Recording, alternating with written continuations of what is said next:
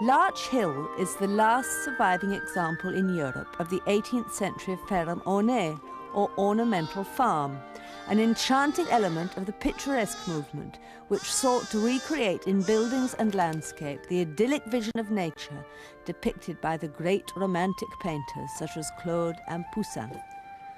The realisation of the picturesque movement through the luscious landscapes of Ireland and England was unique throughout the world. And as with art, so too in life. A building should embellish and embolden the scene. Larchill is Arcadia, with a wealth of rustic follies setting off the natural charms of the parkland and gardens that surround the farmhouse. The poet Alexander Pope summed it all up.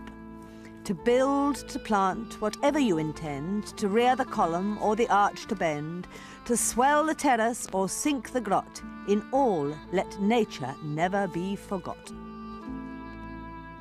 The first follies were built here in the middle of the 18th century by the Prentice family, who were well-to-do farmers and haberdashers from Dublin. One of their triumphs was the Cockleshell Tower, rising out of the end of the garden wall. This little room, embedded and embellished with shells, lit by stained glass windows, is typical of the frenzied fashion for this decorative art that flourished during the 18th century. According to one of its main exponents, the beauties of shells are as infinite as of flowers.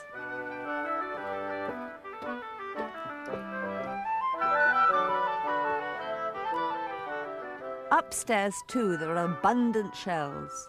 It was a type of decoration employed by great swathes of society, dukes, poets and aesthetes galore throughout England and Ireland in the 18th century.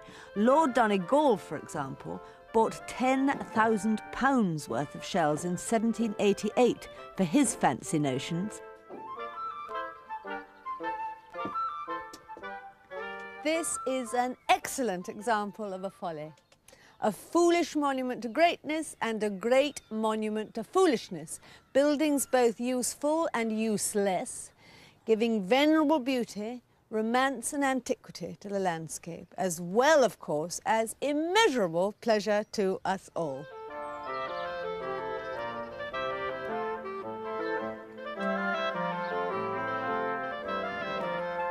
One of the jewels in the crown of follies the world over is the Fox's Earth at Larchill, built in the early 1800s by Robert Watson, master of the local foxhounds.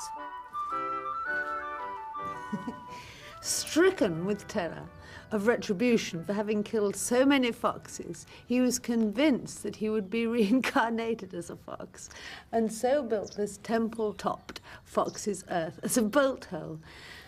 Rustic classicism and Gothicry ensured the most elegant of other lives.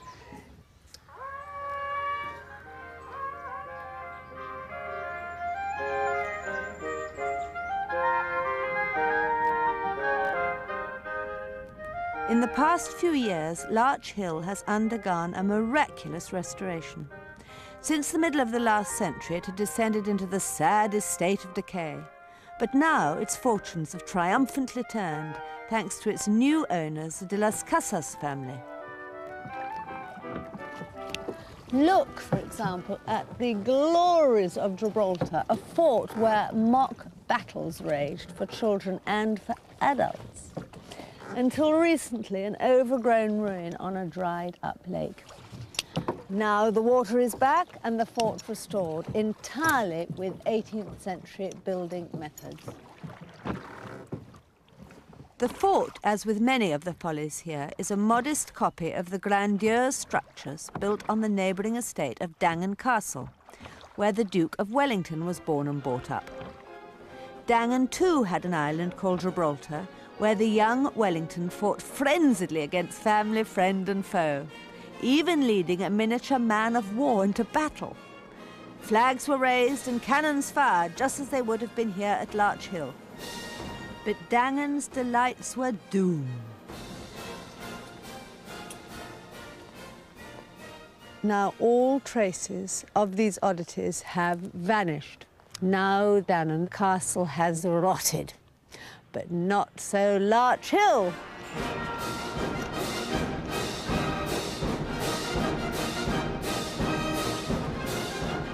On we row to a temple rearing up on an island surrounded by a circle of what look like gun holes for further skirmishes.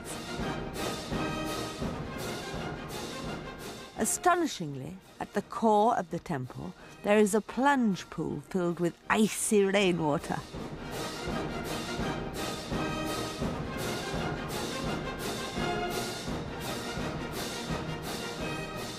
This is indeed a picturesque parallel. Rare and exotic farm animals flourishing alongside rare and exotic buildings.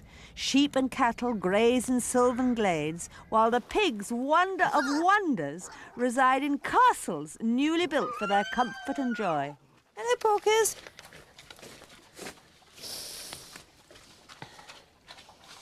Oh. To inhale the air of this castellated abode is to inhale the air of sweetest swine.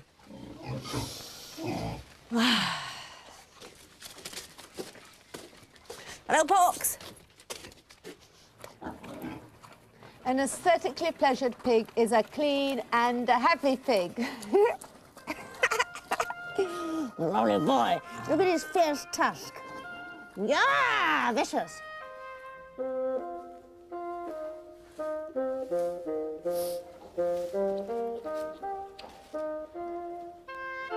What lovely babies.